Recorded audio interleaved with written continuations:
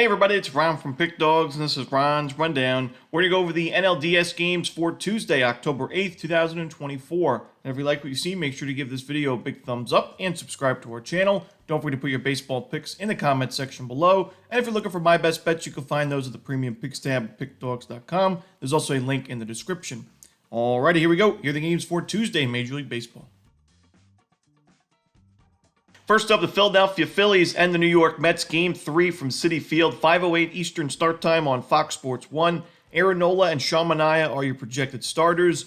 This has been an excellent series so far. I mean, really, the entire Mets postseason run to this point has been entertaining game after entertaining game. You just can't count this Mets team out. They've earned plenty of comeback wins, and even in Game 2 where they fell short, they were down 6-4 in the ninth inning, and Mark Vientos had that two-run home run to tie the game. So this is a tough team to face, and now they get their first home game in the playoffs because their first three in the wild card series were in Milwaukee, of course, and the first two in this series were in Philadelphia. So a really nice, strong home field advantage is finally seen by the Mets in this game. The problem for me in this one is I do think the Phillies have the pretty good pitching advantage in this one, just based on the matchups. I mean, Aaron Nola has pitched well against the Mets in his career. He's pitched well at Citi Field in his career. He had one outing at Citi Field this season, the regular season. It was a complete game shutout, so one of his best starts of the season. And in his career, in 265 plate appearances against the current Mets hitters, he's got a high strikeout rate, a low walk rate, a low xWOBA, a low expected slugging percentage. So I think this is a pretty good matchup for Nola. I mean, it's a tough spot to be in for any opposing pitcher. This is going to be a great, loud home field advantage, but I still think Nola can pitch well. He has a lot of postseason experience. That's another thing. Manaea, not as much. And when you look at Manaea's matchup against the current Phillies lineup, they've been able to get to him. 104 plate appearances, a very steep expected slugging percentage. And we know Manaea pitched very well in the second half of the regular season, especially, but overall in 2024. The final three games, though, the last two of the regular season and that wild card game against Milwaukee, giving up a lot of sharp contact. He's given up 4 home runs his last 3 starts combined. He's also given up 13 base hits in his last 2 starts combined, and his strikeout number has been a little bit inconsistent. I could see the Phillies, who ended the season right in the top 5 in team OPS against left-handed pitching overall in the year.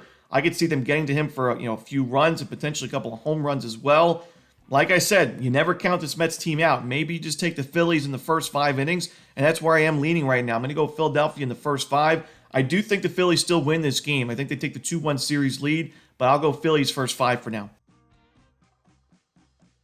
Next up, Game 3 between the Dodgers and the Padres. Another series that's tied 1 game apiece. This one, 9:08 Eastern on Fox Sports 1. Walker Buehler and Michael King are your projected starters. We see the Padres as a pretty sizable favorite in this game, and I think it makes sense. I mean, we know Walker Buehler just didn't have the regular season that a lot of people expected, and maybe just wasn't 100% for a majority of those innings, but a 5.38 ERA, a 1-6 record, not really going to cut it in a playoff game like this, especially against a tough lineup, and especially since Buehler was even worse on the road with an ERA above 6.5.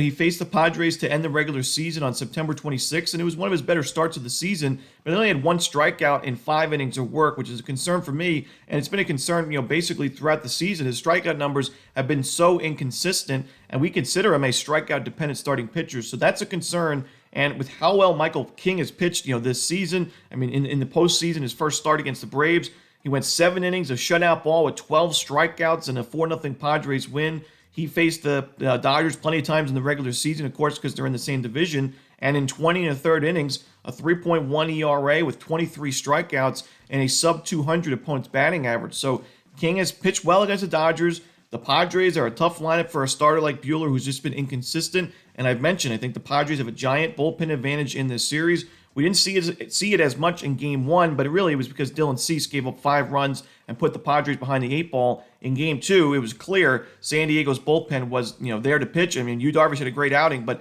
the Padres were able to score early and late, add a few runs for insurance late in that ball game against the Dodgers bullpen. So give me the Padres in Game 3 on the money line. And that's it. Those are the playoff games for Tuesday. Hope you enjoyed this video. If you did, don't forget to hit that like button and subscribe, and put those baseball picks in the comment section below. Again, if you're looking for my best bets, you can find those at Pick Dawgz Premium. As always, this is Romanelli. Good luck.